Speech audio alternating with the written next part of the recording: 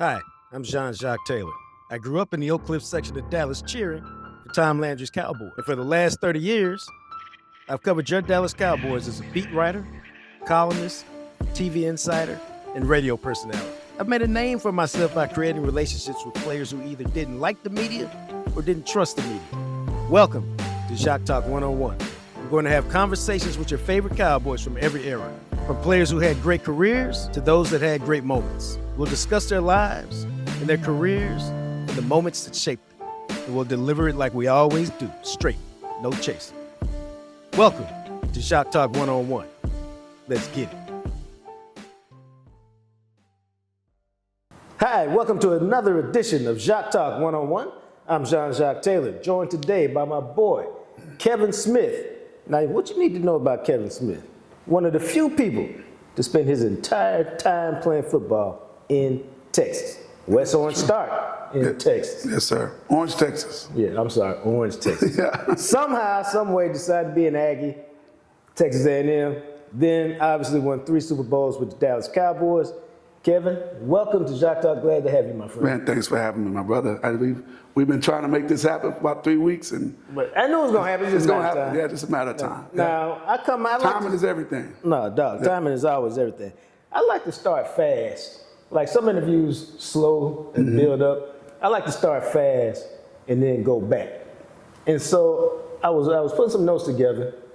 Before that, I got to start with this before we get jumping off. 26 in West Orange start, 26 with the Aggies, 26 with the Cowboys.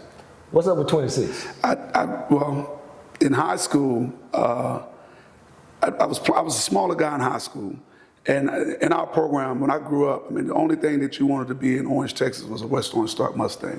The schools that merged, I think, in 78, 79. One of my brothers was one of the part of the earlier classes, and the colors they chose, Jacques, was blue and silver like the Cowboys.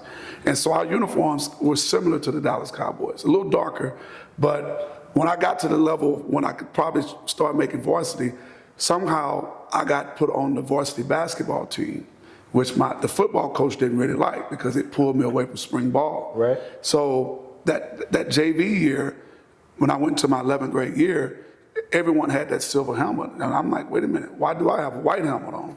And I didn't really have a number. I think I was 46 at the time. Right. So he was gonna make me earn that helmet, which I really wanted, and I didn't care about the number. But when I finally made the varsity with the number 26, when I made the varsity with the silver helmet, he gave me number 26, and he said, that's the number you're gonna ride with. Because I was a little option quarterback. We ran the veer back then. So I always had like 14 or 12 or something like that. But once I started playing DB, I didn't even play DB until my junior year. So once I started playing DB, he gave me number 26. We had success with it. I went to A&M, I was 46. A lot of people don't know that it's my freshman year. Right. Because Billy Pickard, a long time A&M equipment guy, gave me 46. And they had a senior who didn't play that year. His name was Tim Landrum, and he didn't play. And I would bug pick every week. I'm like, this guy's not playing. He's out. Why can't I get that number? But I didn't get that number until the spring of my freshman year. So that's how, that one year I wore number 46, my freshman year at A&M. And a lot of people don't remember that. Yeah. No qualms with Mike McCord with the Cowboys? When I got to the Cowboys, Jimmy and Jerry already had number 26 out there. So you straight. And I think Paul Palmer was the last guy that had worn it. Paul Palmer? It was a running back, yeah. So, and I think he had, I think he was like 91, maybe 90 or 91. I don't know who wore the 91. Then, of course, I got there in 92. Yeah. Now, you know Paul Palmer's story. Paul Palmer was a terrific running back out of Temple. Out of Temple, right, yeah. But he had a huge game in '89 against Washington, and that's why they won the game, because he had a huge game. Yeah, I remember watching in '89, the Cowboys' only victory in Troy's rookie year. That was the only victory? Yeah. That's right, '89, yeah, right. Back in, you don't know nothing about it. You sure they started with Super Well, I watched them. I watched them lose a lot of games. This is true. And then you showed up, they started winning. Yeah. Darren Woodson and I like to think that we were the answer. We got him over the top. Now, Woody definitely believes that. Yeah, we definitely got him over the top. Yeah. Let's fast forward. We're going to come back to West Orange Stark and A&M, but I want to start with this, man, because we've never talked about it, although I know about it. So, 1995, prior to the season, the Cowboys have signed Deion. It's going to be Deion on one side, Pup on the other side. Will any quarterback in the NFC be able to complete any passes?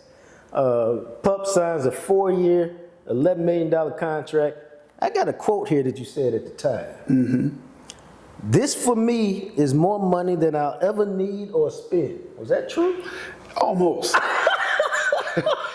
My oldest daughter is 30. She's 30 years old now. Right. So she was just born, and I had another daughter. So once she had kids, that's me by myself. But when you had kids in college, my oldest daughter graduated from Spelman. She's went on to medical school. My youngest daughter is in college at Pacific College playing basketball in Stockton, California. Okay. So I actually did a few more signing bonuses because I would always restructure my deal each year. I probably restructured my deal 6 out of the 7 years I was there.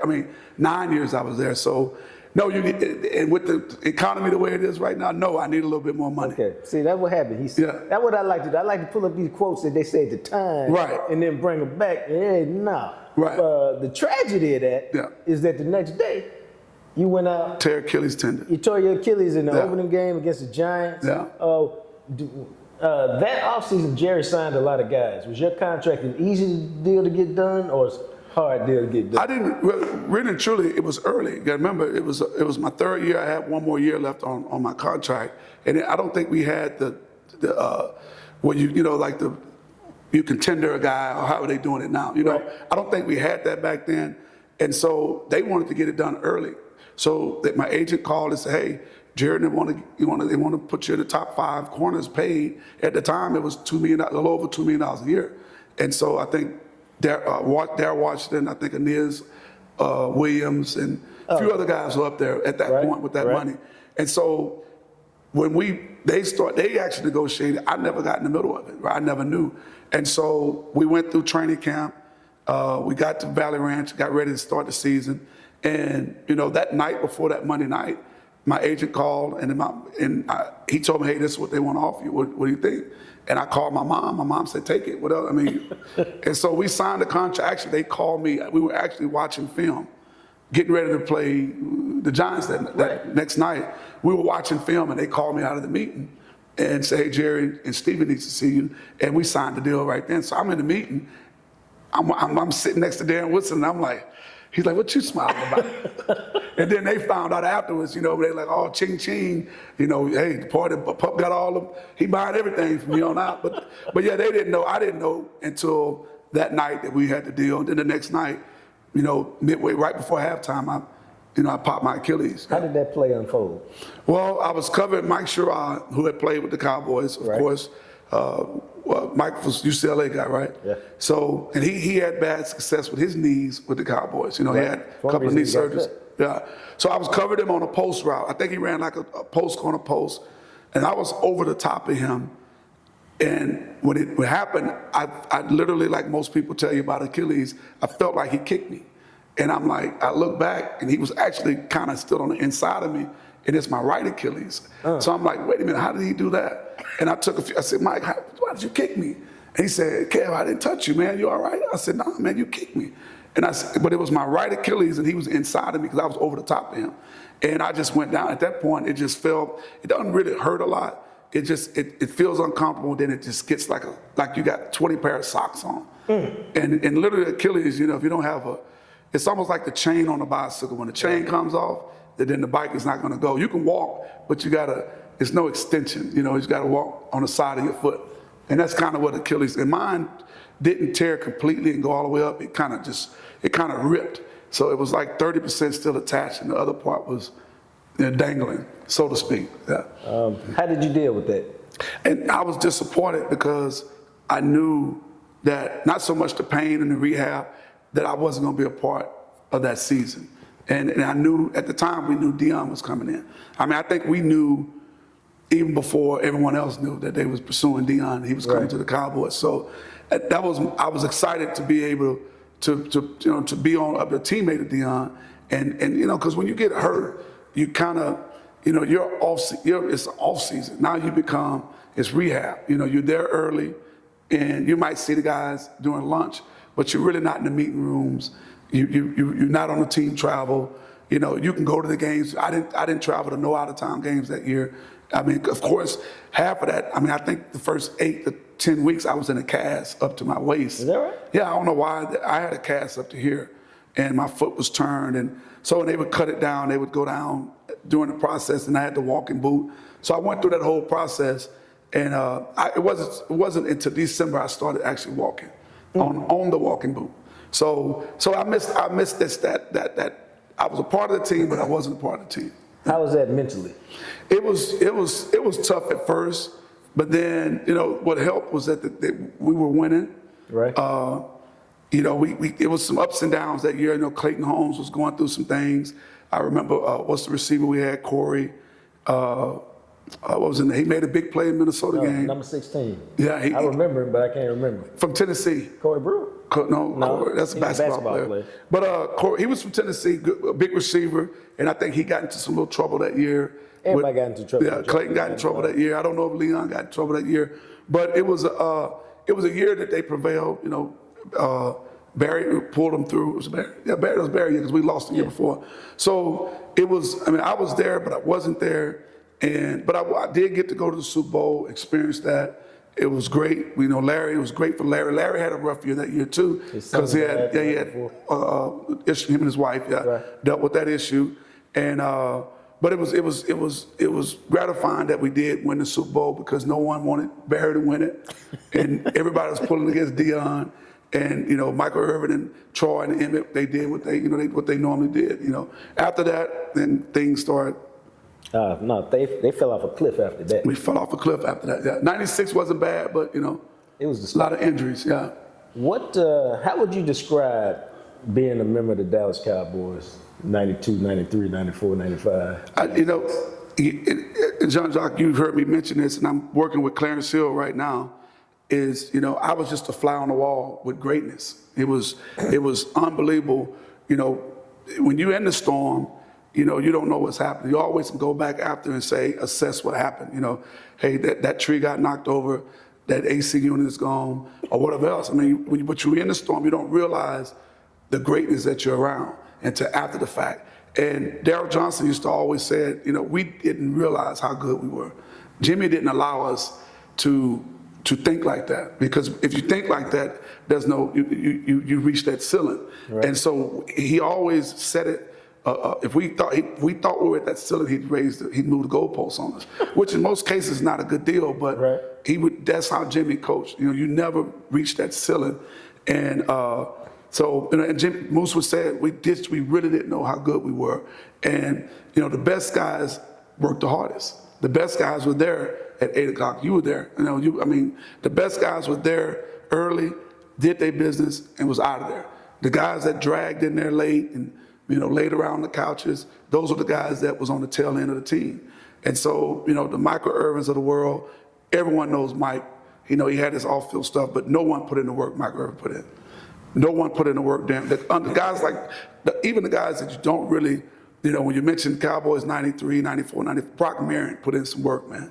Guys like Darren Woodson, Robert Jones, he wasn't the most liked guy, as a teammate. Some guys had their differences with him, but he put in the work. I didn't have a problem with him, but Alvin Harper really put in the work. No one could outrun Alvin Harper during the running drills, the 110s we did. So Kenny Gant, at Clayton Holmes, as much trouble as he had off the field, I bet you Dion wouldn't race Clayton Holmes. Clayton Holmes is probably one of the fastest guys that come through the Dallas Cowboys, outside of Alexander Wright. But, the weight room, Mike Warsick did a good job of getting the most out of guys. He was a little unorthodox, but it worked. And so the greatness, Troy Aikman, Jay Novacek, to witness Herschel Walker coming in there, just the perfect. He didn't lift weights, but he did everything else that he was supposed to do. So being around that greatness, I was just a fly on the wall, sucking it all in. And it only makes you have to work that much harder because the guys next to you putting in the work. My biggest fear when I dream right now is not about a play on the field or anything. It's being late, walking in that meeting room late, opening that door in Valley Ranch, looking up there and seeing 55 guys and Jimmy Johnson and all the coaches, and you late walking in that meeting room. And because you would get ridiculed for 2 days. And you know how it was. Right. You know, ching, ching, ching, ching, ching, ching, we're going to get in that pocket. And you just didn't want to let your teammates down, not so much on the field, but just on everyday life, you know, just being on time.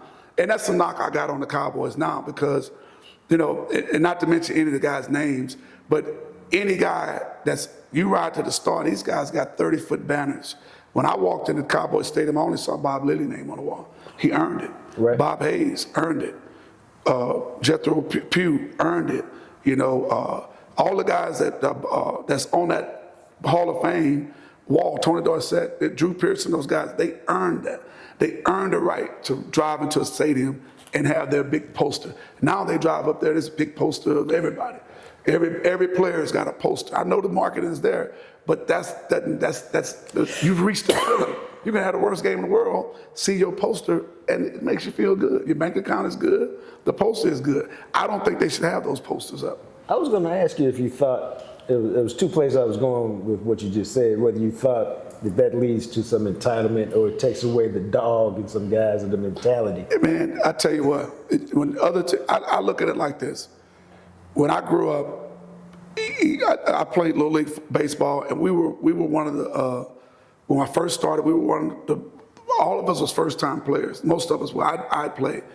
And we used to look across town and see the guys with the best bats. Right. They had the pitching machine, you know, with the gun. They had all that back then. That motivated me more to play those guys. And when they had all the beautiful uniforms, they had 2 uniforms, 2 different color pants, 2 different hats. All that motivated me to do was play them harder. That's how other teams come play them. That's what other teams look at when they play the Dallas Cowboys. And we did it the same way. We just had more of a blue-collar mentality. So when they came to tell us, y'all got all this bright new stuff, and y'all the Dallas Cowboys, we about to punch you on your mouth. But we took their wheels, and they found out that, yeah, we got bright silver helmets, but we're not putting up with no bull crap today. And that was our approach. And you definitely wasn't going to beat us at home. You know, that was pretty much our thought process. What, if I go back to those teams that were great, was it like being in a rock band? It was initially, I'll tell you what, and you asked me earlier about a memory that sticks out more than anything. And it ties into what the answer to that question, but I'll answer your memory question and then come back to that. So my accident wasn't memory, best game. My best game that I remember was, of course, we played the Jets, and I had been playing real good football. My rookie year, I kind of jacked around and snuck out the dorm. And I didn't start starting until about the 7th, 8th game. Right. Jimmy Johnson was waiting on me, like, man, you jacking around. And Joe Arizona was a coach at A&M. So we go into the second season, and I'm playing real good ball, and I get a turnover, and I get an interception for a return, and I run it in for a touchdown, and I come to the sideline. And my dad, whenever I did well, he didn't really pat me on the back. Or he just would, okay, I got you. And so when I was coming to the sideline, I met Emmett. He was the first guy. Great job, woo, woo, woo, this, that, and other. Campo. And Jimmy, all Jimmy did was, and at that point, it let me know that I had finally got his approval. At that point, I finally got his approval. And I didn't realize when I first started, when I came in as 21, 22, I wasn't mature enough to understand what he was really wanting out of me. I was just riding away. I'm a first rounder. I'm Texas A&M, Dallas Cowboys. I can play. I can cover guys.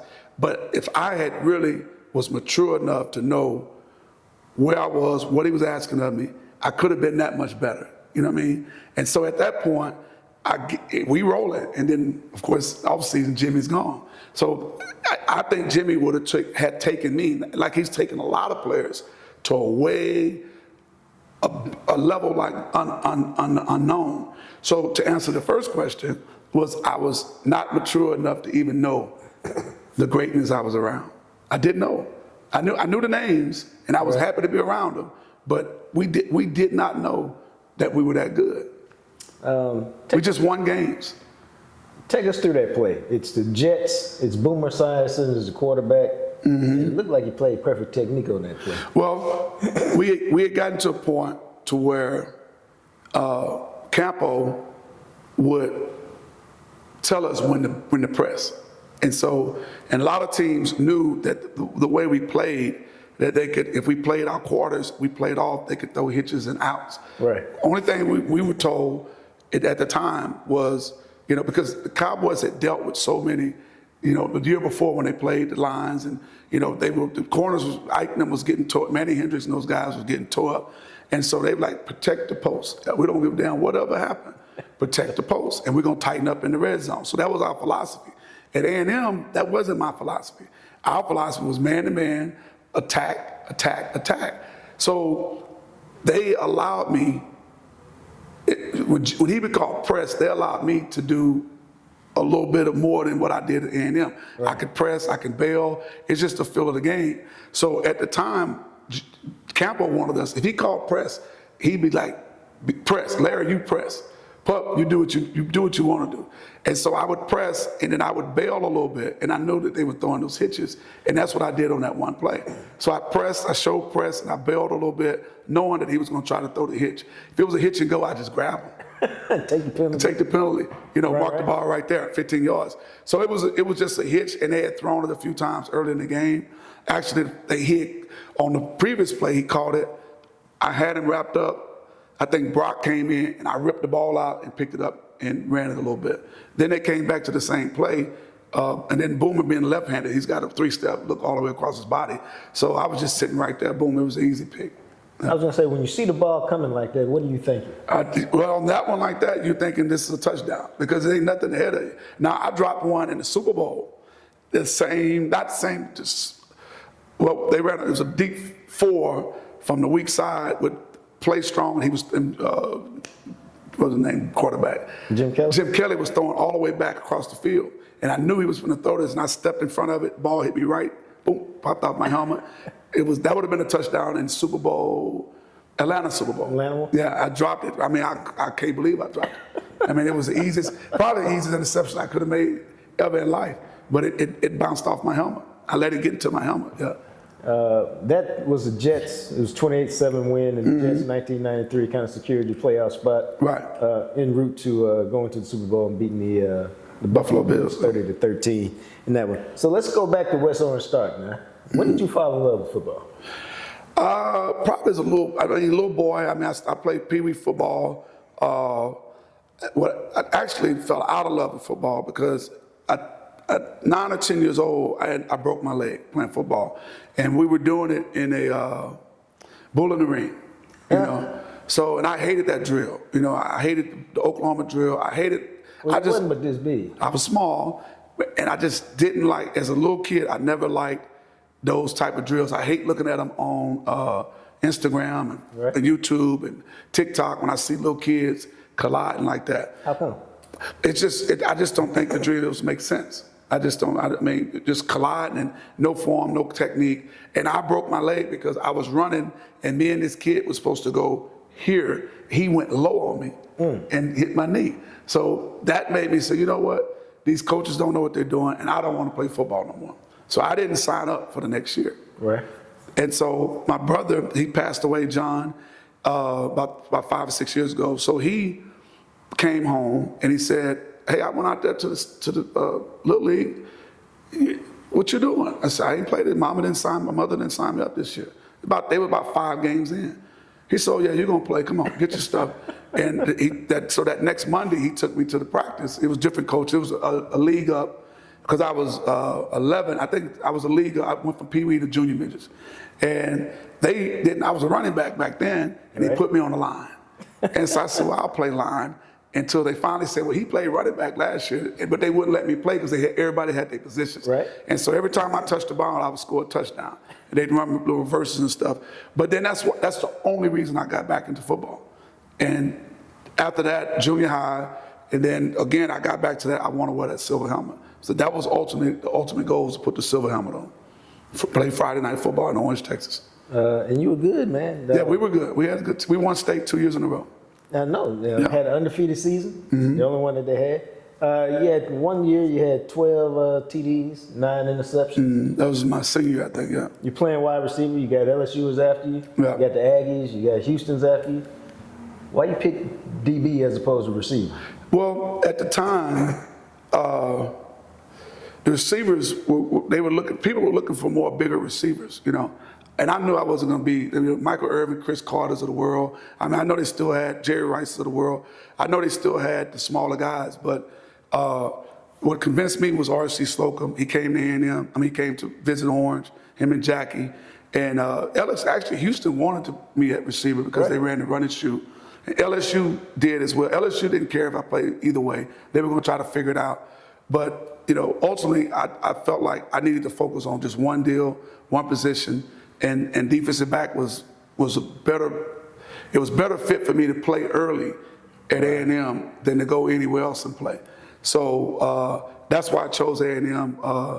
I went down there. I enjoyed my trip. The guys were good. The dorm was great.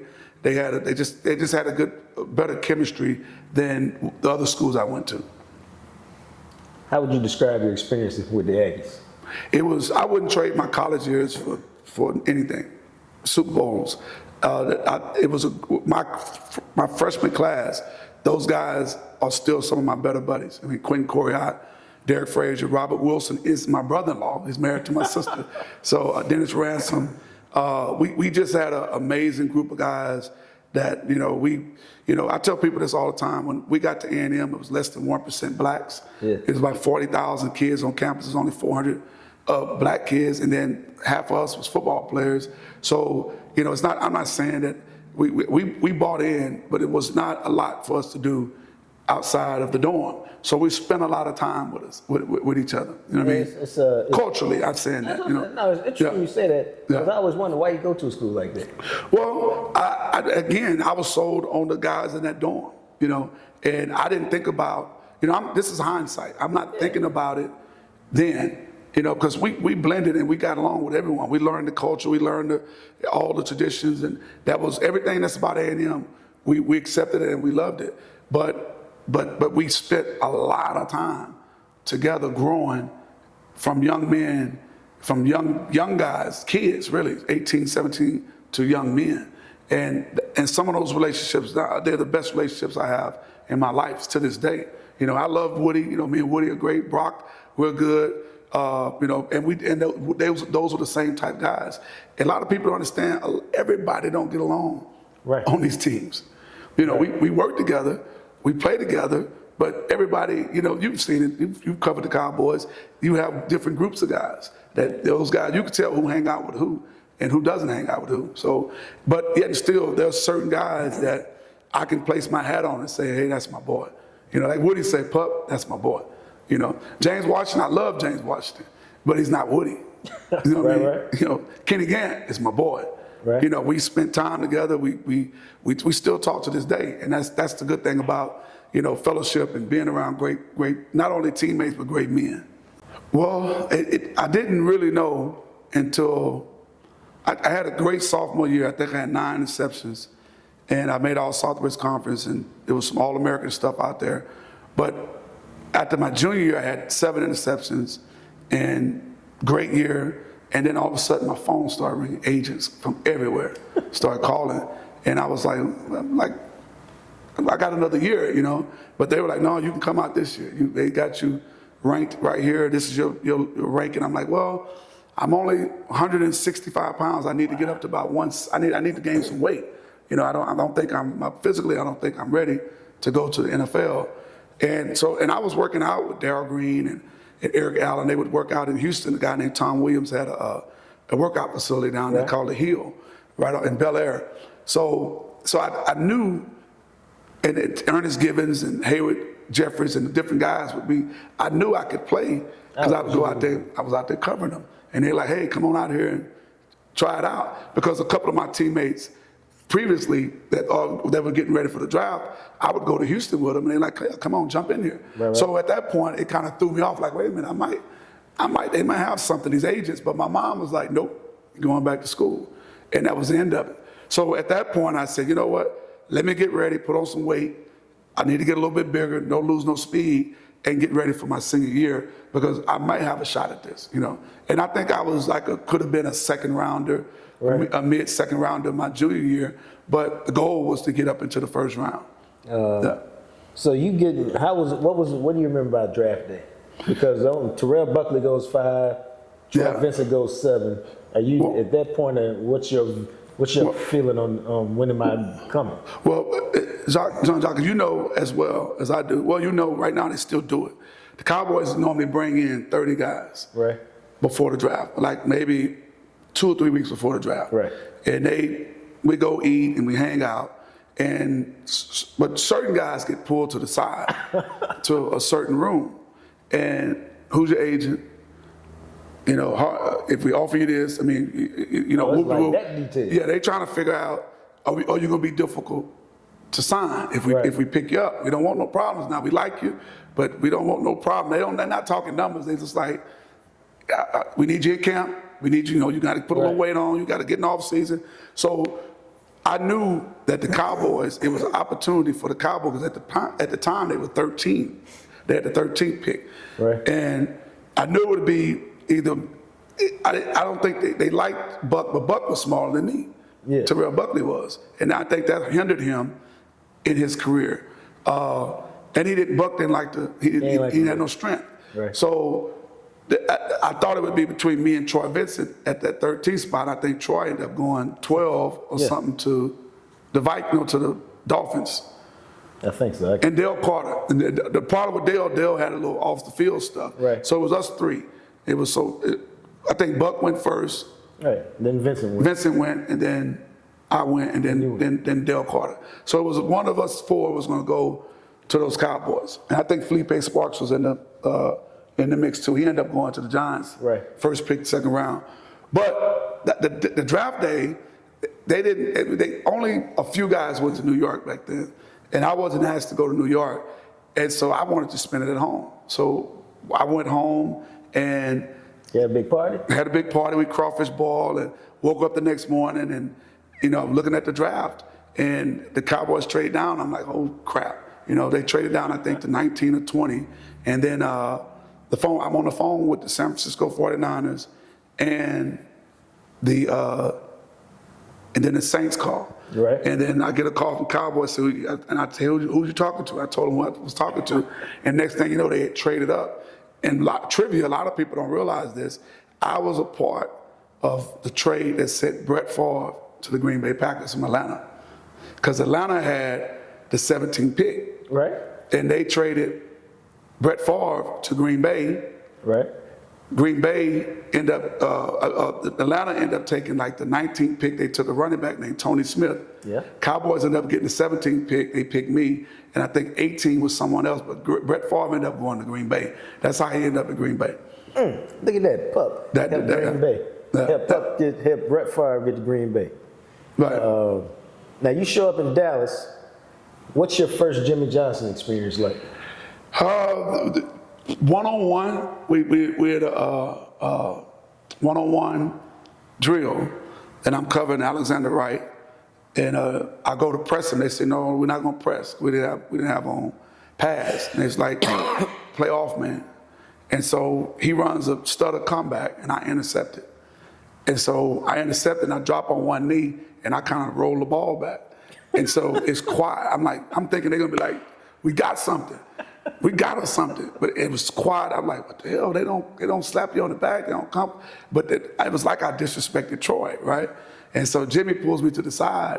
He's like, hey, make the play. Don't. But I didn't realize I did. Right. I was just rolling the ball back to the middle of the field. And so, but it was the quietest, best play I could have made on Valley Ranch Field. And Campo was even like, hey, don't do that. Because he was in the back of us. But it was my first one-on-one rep was an interception off Troy Aikman. And I'm like, wait a minute, I might have something here.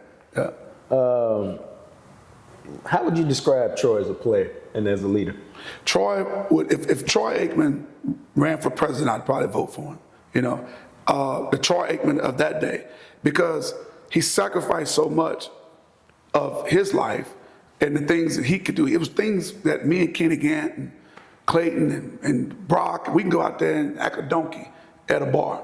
Troy just could. He was a quarterback. He's the face of the city, a la Dirk was for the city. Right. There's Modano. Those guys, the stuff Mike got away with, they would have been ran Troy out of town.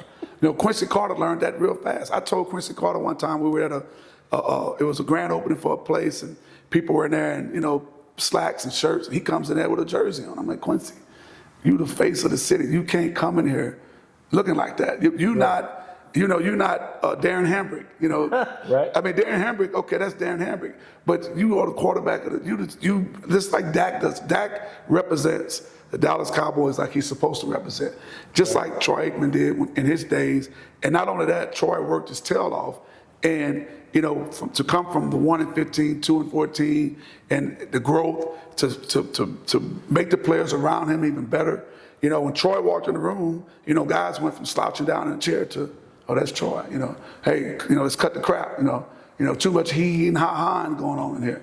We getting our ass whooped, and it's a lot of he. Troy used to say that all the time. Sure, there's a lot of he and ha going on in here. So when he spoke, and it wasn't like guys feared him, but we really respected him, and not because he was a quarterback and he was the man, because of the way he carried himself, and he demanded that respect, and he got it, and not from a standpoint of we're scared of Troy, but because we need to, hey, this guy's serious, we need to be serious. We can laugh and joke, but it's a time to get serious too. How did Michael Irvin help you get better in practice? Michael Irvin was a dog, man. It's just, every day, it was times you knew when he did his little extra stuff. And, he'd start negotiating before in the stretch drill. He'd start while we were stretching, and you knew that he had one of those nights. But that wasn't, during the season, you had to deal with Mike. In training camp, you had to deal with Michael Irvin every day. And every rep meant the world to him, 100%, 120%. And he just got me better every day. And just his work, his off-season work, when I was rehabbing that spring to get back to that 96 season, right. Michael Irvin was out there, shoulder pads, helmet, 100-degree weather, the stories, I've heard Jason Garrett tell the stories. We all can tell them because we saw him out there. He put in the work. He was over extraordinary. I don't know how he did it, because he could do, I tell Mike this story. When we were growing up, I had this dog. I got this dog at about 4 or 5 years old. His name was Sylvester. And we'd always try to keep 2 dogs, right? I mean, my dad would always bring another dog in. And Sylvester would go out there and chase cars, and he would get the other dog to learn how to do it. So he would teach him how to chase cars long enough, and then he would stop. And then eventually that other dog, the old saying, a dog that chases cars, what? They don't live long. We went through 7 or 8 dogs. And old Sly, he'd teach them dogs how to chase the cars, and he would back off. So that's what I call Mike, is a slide name, Sylvester the dog. Because Mike ran off a lot of receivers. Macy Brooks, Jimmy Smith. If we can go down the line. Mike, it is unbelievable how he could get out there, but he just knew how to come back home, while a lot of guys couldn't do that. But Michael Irvin, the football player, Michael Irvin was a great father, great family man. He had an extraordinary work ethic that's unmatched. Across the whole board. It's just he stayed in the weight room. He wasn't the fastest person, but he worked on it. Right. Every year he worked on his 40. But Michael Irvin was not going to run no 4.140, 4.440. He was a 4.4 flat. He's a high 4.4, mid 4.5 guy, and that's what he was going to run. That's why. And he knew that, so his route precision had to be just like that. When he ran them 4s and 5s, man, he ran them like nobody in the world. Deep digs, deep outs, and people knew he was running them, and you still couldn't get to the ball. As a corner, how come? It was his body. It was his angles and his body. You could jump the route, but just when you jumped it, guess what? He stuttered and go. How many times you saw Mike catch them deep balls and them corners was 2 or 3 yards behind it? Because they said, what, he running at 5, I'm gonna jump it. And that's when he put that foot down, boom, and he was gone. I mean, it was like his transition to all his routes were like, you just couldn't read his hips. You really didn't know how fast he was coming at you, because it doesn't look like he's running fast. Jerry Rice the same way. Jerry Rice was not the fastest guy in the world. He's a 4.5 guy, but he's always running away from people. Yes. Yeah. Now, see, I love Pup because Pup be making the transitions for me. What made you sling Jerry Rice to the ground in '92? It was just emotions. And I'd made the play. Take us through it because I think that's a signature. A lot of people look at that as a signature play because the Cowboys were young, they hadn't won anything yet, and it was a moment where we are here, we don't care about y'all, we finna try to do this thing. And I always loved to, 2 times a game I was gonna be on the opposing team's side. And as a corner, you're gonna hear the other team. You're gonna hear something from them. You too little. Rookie, he's just too big for you. So at the time, that's all I was getting on that sideline. And so, but that play happened. It literally, I was thinking, here, I made the play, now here, y'all can have it. Y'all said I can't do it, but I just showed you here and take it, So that's kind of what I was thinking. But that's pretty much, it was just the adrenaline flowing and just the chatter, chirping from the sideline. And a former Aggie was over there, Chet Brooks, he was hurt that year. Right. And Chet was like, that's my homeboy. That's my homeboy. So that just gave me more confidence. Chet Brooks and Jeff Fuller was on that sideline, 2 Aggies. Are you surprised that that's still a play people talk about 30 years later? Well, I think, and Jerry got his yards that game. He got a lot of yards late in that game. But I think what surprised a lot of people was that how young me and Larry were at the time. I think I was 22. I just turned 22. Larry was 23. So we were young. And that was, if you want to think of a weakness on our defense, because we had Thomas Everett, who had been in the league 8 or 9 years. Right. James Washington was starting then. It wasn't even Darren Woodson starting then. Right. You had Ken Norton in the middle, because Robert Jones had, he had taken over the mic. Right. You had, I think, Vincent Smith, and you had Dixon Edwards, and you had Godfrey Miles. They were young, but the D-line, you had Haley, you had Tony Casillas down there. Jimmy Jones was coming into his own. Big Cat was coming into his own. But the weakness was really these 2 young corners on the outside. And I think we held up so well that we surprised a lot of people. And a lot of people said, well, what about the combination? I saw a combination of corners over the years, and it was a top 10, and me and Larry Brown not in there. And we won more Super Bowls than any corners put together. So I don't know how, people kind of underestimate what we did, Larry and I did, because we were really one play away from 4 Super Bowls. No, really? The 94 team, we should have won that game. So we had a great year that year. Of those 4 or 5 years, we were probably number 1 in pass defense. 3 of those 4 years, I think we were number 1 in pass defense. And number 1 defense over total in a couple of those years. What did that game do for you personally in terms of confidence, knowing that Rice had some yards, but he didn't control the game the way people thought he would? It elevated all of us, I think, and it was Ken Norton, to look at Ken Norton, and, I remember Haley being in the huddle, and he's like, hey man, that's Jerry Rice, man, you need to respect him. I said, I remember telling Haley, you play with the Cowboys right now. If you want to go on their side, go over there and play with them. I don't have to respect this guy on this field right now. Not now. I respect him, but not now during this game. And I didn't say it that nicely too. I wanted to hear what you said. I said, Haley, you take your ass over there if you want to pull for Jerry Rice. I don't give a fuck about no Jerry Rice today. See, that's what I said. So that's a conversation that happened on the field because Haley was like, hey, quit all that chatter. Because again, Haley, look, he played with the 49ers. He had just left them 8 games earlier that year, and he had profound respect for Jerry Rice, being a young 49er coming in. Right. Jerry Rice and Joe Montana are they on the, they got statues all over. What's they field? What was the name of the 49ers field? What was it back then? Candlestick back then, yeah. So yeah, but that's kind of what happened. But yeah, again, we were, we just was young and we were dumb and we were full of energy and everybody I think we all surprised each other, but we really believed in each other.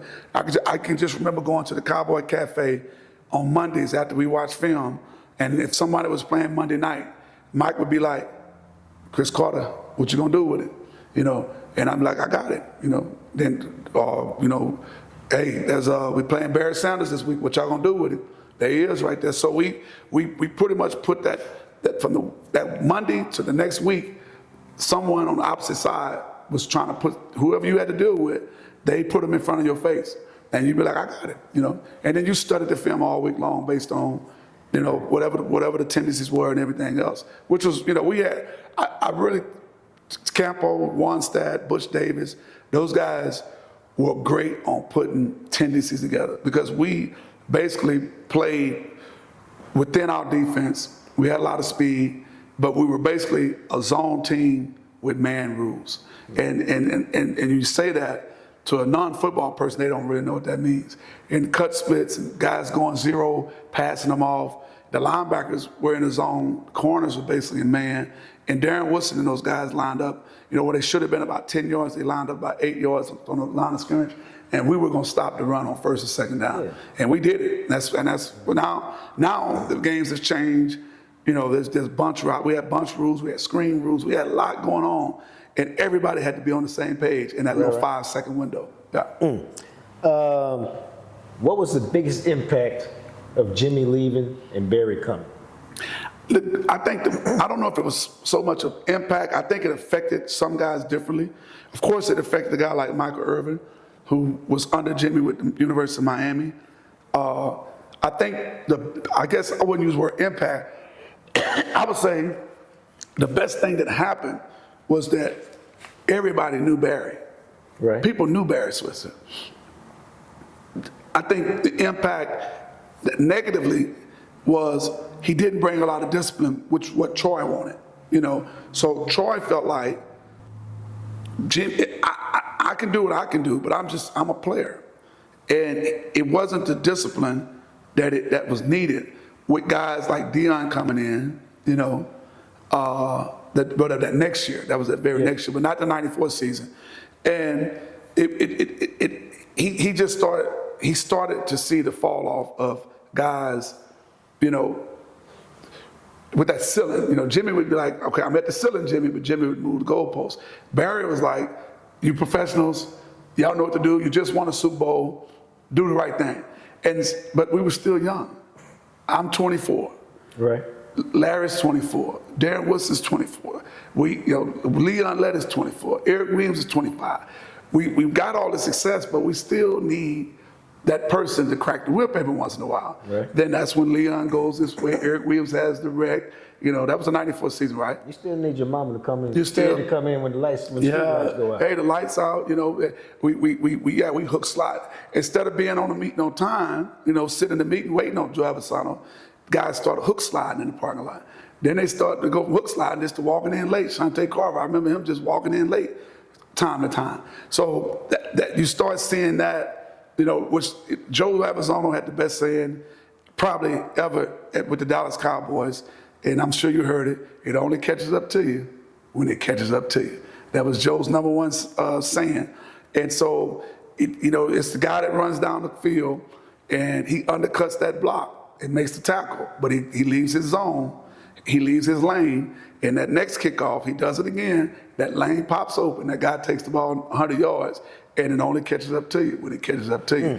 And that's kind of, you don't see it till you see it on film. You did it twice, and I told you it was going to catch up to you, and that's kind of how it happens. So it's almost like opening the door for a lady. You got to stick to the things that got you there, and when you don't, the time you don't open the door for the lady is when it's the worst time. And that's kind of how we started. We stopped doing the little things. We had enough talent and enough discipline left over to carry us to the championship game. The next year, of course, bringing Dion in, and it was kind of I wasn't around, but It was still a circus that year. That's the year. What year was the Barry had the gun at the airport? I think that was '96. That was '90. That was later. That was his last year. Okay. '96 and '97. So Barry was there 3 years then, right? Or 4 years? 4 years. Okay, I didn't know. I forgot Barry was that long. So yeah, but I think Aikman was done with it probably in '96, in the '96. How come you say it like that? I just remember, just the frustration, just seeing the frustration, just on the sideline. The offense was really struggling late '96, '97. I mean, we were losing games by 13 or 12. You know, we were kicking 3 or 4 field goals. We were winning games just kicking field goals. We just couldn't get in the end zone. And I think Aikman, we felt it because we were playing still pretty good defense, but the offense just wasn't scoring. You know, we'd be, you know, back in the day, we'd be 21-0. We like the game over in the first quarter. Right. You know, they score on the first drive, 3 and out. Second drive, 14-0, 3 and out. 17-0, that game's over with, you know, because nobody was going to score 17 points on us. And I think the 96 year, 97 for sure, I think we lost 3 or 4 games, or 5 games by 1 point, and the team didn't score, but maybe they didn't even score a touchdown. It might have been an offensive touchdown, given up. So we had decent defenses. We just wasn't scoring points. 96, 97, 97, 98, I think one thing people don't remember about your career is you have the Achilles, you come back, you get 5 picks in 96. Yeah, 6 was actually a good year for me, and I fault myself for this because everything that I put into getting back on the field, which helped me have that great year, was, you know, the extra ice, you know, missing the cafe, you know, the Cowboy Cafe on Monday night, doing the little extra work. You know, back then we didn't have the cryo machines. We had we had that little vessel. I don't remember that little vessel thing we used to sit in. Yeah. The hyper chamber. We had that little chamber thing. So that was 2 extra hours a day. You know, so I did all that to get back on the field. And then when I got back on the field, I thought, okay, I'm back. But when you have an injury like that, you have to continue to do that. Yeah. And so instead of, I decided I wanted to go to the cafe. I wanted to hang out with my teammates. And I stopped doing those things that got me back to that point. And then I had an imbalance, and then it led to back issues. I was going to ask you, how did the back injuries? I really think because the Achilles, I stopped really doing the rehab, the icing, and I would leave sore, and I just didn't do what I needed to be doing to keep it at the strength that I needed to have it to play professional football. If I'm just playing basketball in the gym, right? Yeah, but you're talking about competing at the highest level, playing defensive back. At quarterback, I'd have been okay. At maybe receiver a lot, but as a defensive back, and you react and moving backwards, it's movements and placements and breaks that this thing is taking, that you got to make sure that when it's done, you got to put ice on it. You know, don't just go take a shower, put your tennis shoes on, and go to the cafe. So I didn't really do the rehab and the maintenance that I needed on it. And so over time, it was an imbalance. It was an imbalance. And I still had a few, what they call it, bone spurs, jumping around. And so that imbalance was causing me, at the end of the day, my 98, 99, I was like bone on bone on my back, lower back. What does that feel like? Well, it feels like just an ongoing pain. And it was on my right side. And Is it a sharp pain or a dull pain? Sharp pain. It's like the biggest needle that you could ever imagine in your lower back, and it's just shooting the pain down your buttocks, down your leg. And you can put heat in it, loosen it up, and it's just hitting. It depends on what nerve it's hitting. So it's almost like having a car with no brake pads and no rotors. And so imagine the sound on that car. Yeah. The impact, if you were going 40 miles per hour, and I'm not running that fast, but if you're driving a car 40 miles per hour, you don't have nothing to stop it, what's gonna be the impact on that car over time? You know, of course the car can't have no feeling, but that's kind of how, that's kind of an analogy of how it is. It's like no brake pads, there's no gel in between that to stop the disc from pounding. So at some point it's gonna create a nerve issue. Yeah. And ultimately, that's what forced you out the game. Well, yeah, and so I tell people all the time, when I was a rookie, you know, you play the game on Sunday. Every game, if you play and any contact, that Monday you're going to be sore, and it actually feels like, you know, some people compare it to a mini car wreck. You get hit from behind. You are sore. That Monday you go in, you do your little run, you watch the film. By Tuesday, you might be a little sore, but you feel okay.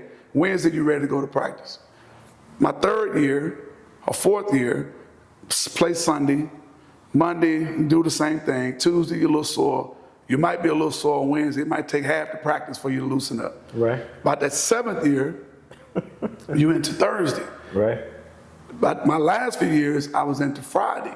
And the last few times it was from Sunday to the next Sunday where that same pain was bothering you. And that's when you know it's time to walk away from the game. Because if you can't practice, you got to be able to practice some to be able to play in the game. And if you can't practice, maybe a quarterback, but not as a defensive back. You got to be able to practice and get some reps in during the week. You left training camp in 2000. 2000, yeah. Was it hard to make that decision to leave? It wasn't. It wasn't at the time because I was hurting, and I knew that I couldn't bring nothing else to the table. So was it a matter of, did you show up saying, let me see if I can get through camp, or did you decide in camp? I showed up in camp actually in pretty good shape. But what happened was I was having not a great camp, but a decent camp. But we flew to Japan. Yeah. And so when we came back from Japan, my back was killing me. And Jerry and them had already probably decided they was going to do, I only played like 3 or 4 games, a preseason game. And I was so happy I only played because my back was killing me that game. I'm like, there's no way in the world I could play a whole game with this back. And so when we got back, we flew into Dallas, and then we had to drive back up to Wichita Falls. Right. And so I drove back up, and we had a workout. And after I did the workout, I think, who was the strength coach? Jurassic, the strength coach? Joe Jurassic. He said, hey, Kevin, make sure you go see Jerry when you get done at the lunch or before you go to lunch. And I'm like, Jerry? I was like, okay. So I went in the office, and him and Campo was the coach then. And Campo was there, and then Jerry was like, you know what, Bubba, I love you, but I think we're at the end of the road. That's basically what he said. And I said, well, you know what? I think we are too.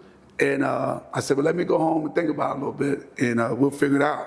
And so Campo like, look, we'd love for you to come back and coach and be a part of the staff, you know. And I was thinking then, I was like, well, shit, I'm over there 7 hours a day as a player. I'm gonna be over there 16 hours a day as a coach. I said, well, let me think about that as well. So I decided I probably should have went into coaching, but I just at the time I needed to get away from football because my body just wasn't responding like I wanted to respond. Yeah. And I got offers. I mean, Dave Onstadt, I think he called. The Dolphins called. He was at the Dolphins, I think, at the time. Axe was with New Orleans, and One Step was with New Orleans. They called. Chicago Dolphins and New Orleans called and said, hey, we just want you in the locker room.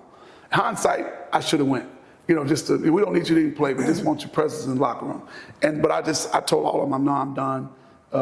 It's been good. Football's been great, and I'm just ready to walk away from the game. Now you filed a grievance that actually became this protracted grievance. Right. Trying to get some money back. Was that? Well, no. I wanted, because one of the reasons I filed a grievance was because when I talked to Jerry, I said, give me some time.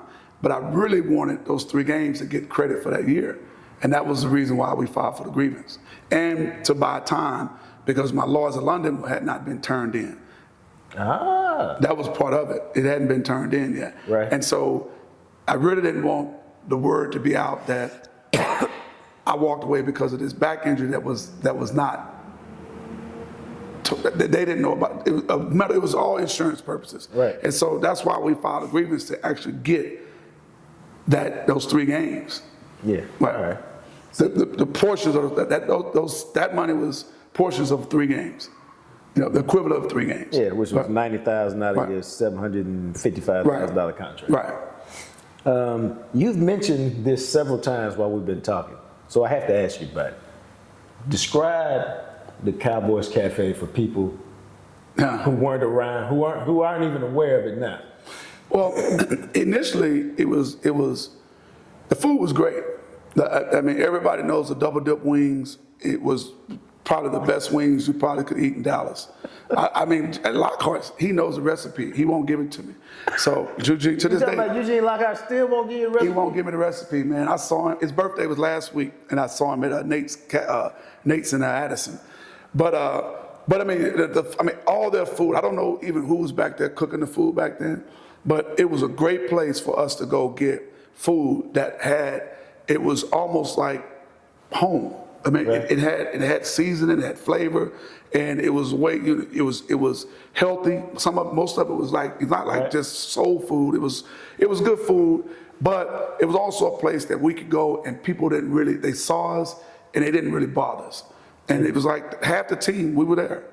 initially they didn't bother you. They didn't bother us initially. It became a little different when they started adding DJs, and it became an after party place. So Starting at like 5 o'clock every day. yeah, it became an after party, especially after the games. So when it became an after party place, people, man, I'd be like, guys, where y'all from? We from Bonton. You come way from Bonton to come to the cafe. Where you from? Oak Cliff, South Dallas. I'm from Mesquite. I'm like, you come way from Mesquite to come to the cafe, and we were winning though. So everybody wanted to be around and be able to see. There's Kevin Williams. There's Darren Woodson. There's Brock Meir, and some of the guys were smart enough. And I wouldn't. If a certain time, I wasn't gonna be in there. I knew at 9 o'clock, 10 o'clock, I wanted to get out of there. Some guys stayed in there till 2 in the morning. That's because at a certain point it just became all types of debauchery. It was like a freak show. It was like it was like a strip club and a club and a restaurant all rolled into one. Right. And a thing about it, Eugene, kind of another unique deal, was Eugene, back then, if you remember, before they built 635 was up there off MacArthur. Right. There was no other liquor license in Valley Ranch. He had it all. There was nowhere else to go. You literally had to go all the way to 114, and remember they had the Bennigan's up on the hill. Yeah. It was the Chili's and the Bennigan's. There was no other. All you had to go on Beltline, going toward Irving Mall. There was no person who had a liquor license that stayed open to 2 o'clock but Cowboy Cafe. And no one ever knew that.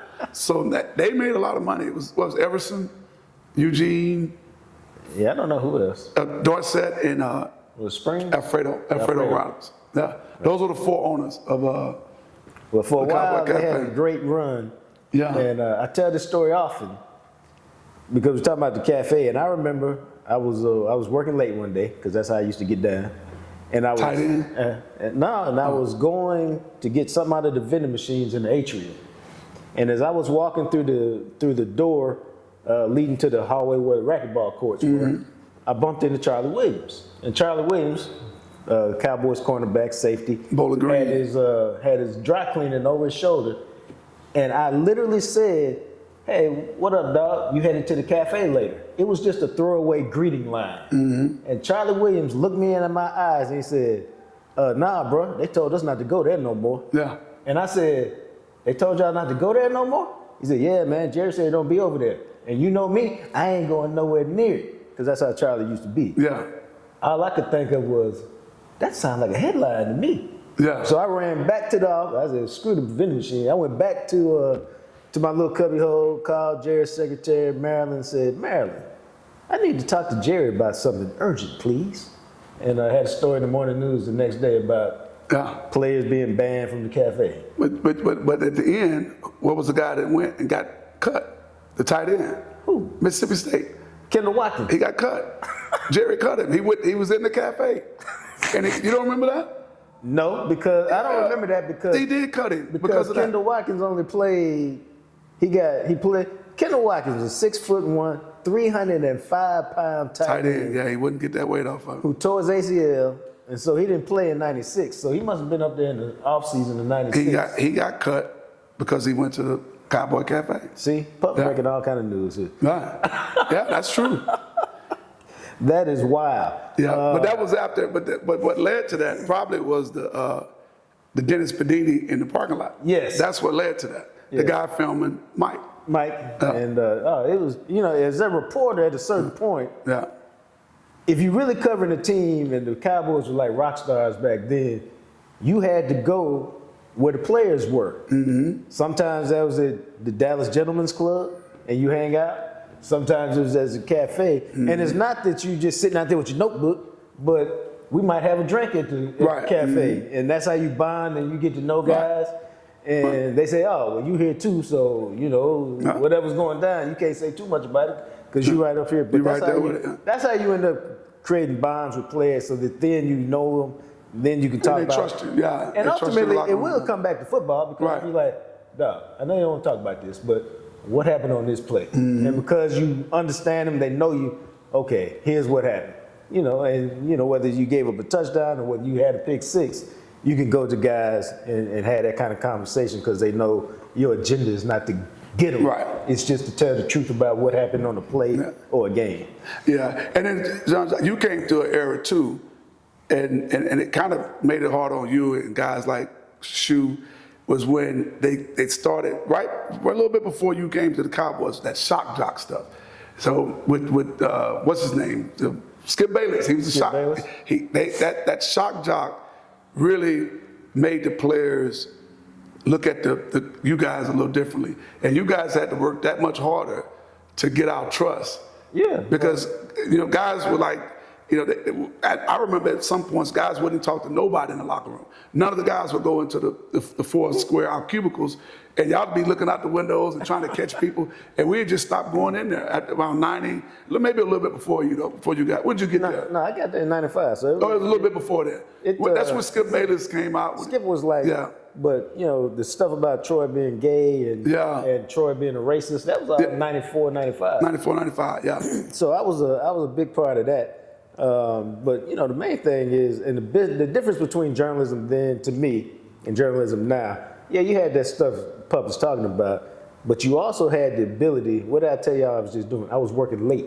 You could stay at the facility as long as you want to. You could walk around the facility. Yeah, as long as you want. And so I would just, at a certain point, you just be like, I'm just gonna outwork people. I'm gonna hang around till the guys leave at 4:30, 5 o'clock. Hey, can I come talk to you in the parking lot while you get ready to go? Let me sit in your truck with you. Yeah. Let me run this past you. This is what I'm thinking. And it was a much more relaxed atmosphere, but also you could get to know guys. And again, if you get to know people, they'll mess with you. They'll rock with you. Because and not to cut you off, but one thing I remember about you, you also it would say, hey, let's go. Okay, can we go in there? Can you write this on the board and show me? Hey, what are y'all doing? What coverage is that? What y'all doing? And so guys like that, it's easy to talk to you guys. You, Shoe, different guys. What was his name? I always liked Goose. Yeah, Goose Rick was Gosselin. Rick Gosselin was always the best because he wouldn't attack you. Now he'd write whatever happened, but he'd be like, okay, but show me what was really going on. And so when you get that from a player, and you got to have thick skin. I mean, you in the NFL, you're gonna get ridiculed, you're gonna get talked about. But when it becomes that shock jock type environment, then that's when you don't want to. That's when guys want to get away from that type of person. But you guys are always up, respectful in there. And I think that's why, like right now, you can go and talk to Deion 20 years, 25 years after that. Write a book with him. That's what we talking about now. Yeah. I saw Calvin Watkins the other day, and just in the restaurant, we talked almost an hour. And I knew he had somewhere to go. I had somewhere to go, but we just shared stories. Him and his wife were sitting there. So, that's the kind of bond that we have. I don't know if they still have that over there now. No, because you don't get to know. The players are not as open like that now. Well, I just think it's an atmosphere where you can't get to know them. So it's all a surface relationship. Again, because of the setup and because of the rules and the regulations back then, at least 2 or 3 times, I see Troy during the day. Hey, I'm working on a big piece for Sunday. Can I get you in your truck when you leave? Well, I'm not leaving till 7. When you leave, just come holler at me. I'll be in my little office. And you go out there, you talk to Troy for 10 minutes, and then what happened after the interview? You talk for another 5 or 6 minutes about this, that, the other thing. But you build a relationship, and that's why. But you can't talk to Dak like that now. Is it not? Is it hard? No, I mean, and it ain't even about Dak. It's just like there's no opportunity. Like the locker room is closed. Y'all get out. You're on another side of the building. You can't even see. Oh, it ain't y'all we see y'all all the time at Valley Ranch. Right. Yeah. So it's just a whole different game. It's a whole different setup. So you can't even compare the 2 areas. But the one thing I will say, and I've always done this is, and I never minded telling guys this, like, okay, I know football. I ain't gonna sit here and tell you I know it like a player, because it's your business. It's what you do. Just like Pup or any other player might know journalism, but he can't really tell me my business. No, because he can't really do what I do. Although some of them think they can, but they really can't at the highest level. And so if you got that mutual respect, you ask people all the time, "Hey, explain this to me. Let me make sure I understand it before I go out and tell the masses." Yeah, you put your opinion on it. Yeah. So your knowledge on it. And I guess I asked you a question too, because I remember doing a show with you. I think Clarence is there. We were at 413. Right. I think About a couple years ago. Yeah, about a couple years ago.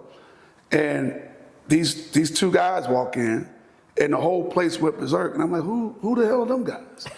and you were like, they some podcast. They got podcasts. I said, well, what? I mean, why everybody so excited about these guys?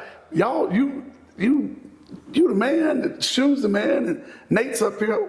So now these podcast people get more respect and more. I guess people go into these podcasts to get information before they go to Clarence Hill. I mean, how's that? I think it's just more accessible. It's just a different time and place, and. But these people are not real journalists. No, these people are just talking football. But I teach a class at SMU, and I told my class this recently when I was talking to them. I said, everybody has opinions. Right. But when it comes to the Cowboys, there's a lot of podcasts out there, but my opinion is informed because I'm out talking to players or coaches or members of the front office or people who know. Most people on podcasts talking about the Cowboys it's just their opinion. It's not based on anything. Right. And when they say, "Oh, but I watched the All 22," they went to training camp. Yeah, you can watch the All 22. You don't know what the call was in the huddle. You don't know what the assignment was. And even if you really know football, you still don't really know. And so you can have an idea, but I never claimed to be an expert, man. I used to tell cats all the time. One of my favorite things to do was tell a player or a coach, hey, explain this to me. What really happened on this play? Or how is this supposed to line up? And they tell me, I said, you know what? That's great.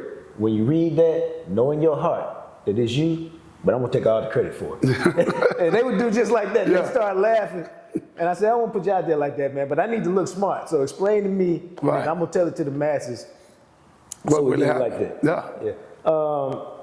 How do you feel about being in the College Football Hall of Fame? That wasn't. It was somewhat of a surprise. But what took so long? Well, I was on the ballot, I think, 2 times previously. It's a process. It's a lot of guys. There's a lot of great names that's been out there, and I think the way that they do it by, they try to put a couple guys from each decade, and so I was on the ballot, and I honestly thought I was going to make it last year. COVID kind of pushed everything back, and then but when the funny thing about it was when I got notified, I just moved. Right, and I did a change of address, but I don't know if you remember, Randy Moss them found out that Sunday. So Monday comes, and I'm just regular day. I'm just dealing. I got a transportation deal with DART and dealing with my vans, and R.C. Slocum calls and he says, "Hey, you got any good news for me?" I said, "No, you got any good news for me?" And he said, "Well, no." He said, "You sure?" I said, "No, this is a whole nother day after the fact, right?" And I'm like, "No, I don't, Coach." He said, "Well, I'll tell you what. I'm at the national championship game. It's going to happen that night." He said, "I'm at the national championship game. I'll call you back." He hung the phone. He couldn't tell me because he's on the committee. So he thought I'd already known. Right. So about 15 minutes later, Alan Cannon, who's been at A&M all those years, sports information guy, he calls and he says, "Kevin, you made the college," but I didn't know. But the package was delivered to my old place, and so that's kind of how I found out. And then I called RC back and talked to. At the time, the athletic director he left and went to Ohio State. So I talked to him, and then I talked to Mike Elko called and sent a text and talked to him a little bit, and I thought that was wonderful to be able to talk to him. He had just got the job the week before, so that meant a lot. Yeah. What were those emotions like to get in there? It's unbelievable because to think, as a kid, when I was at A&M, it's Joe Rock Boulevard, it's John David Crow, it's Emory Ballard. You have legendary people with statues down there. And I just so happen to be the 12th Aggie to make it into the College Hall of Fame, coaches and players. And so to be just in that company, Jacob Green and Ray Childress, guys like that, to be just in that company is, it means more to my mom, because it's just it's an accomplishment that I would like to just place all in her lap, because she was just, and my father as well, but more so her, because she's been my #1 fan from day one. And to get in, it makes me feel so great that she can experience this as well.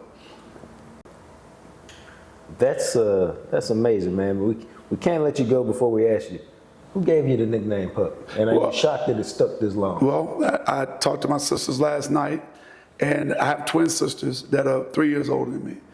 And I have 3 older brothers that's older than them. So when I was born, and my sister actually shared a unique story with me, but that's another story. But I probably shouldn't even be here.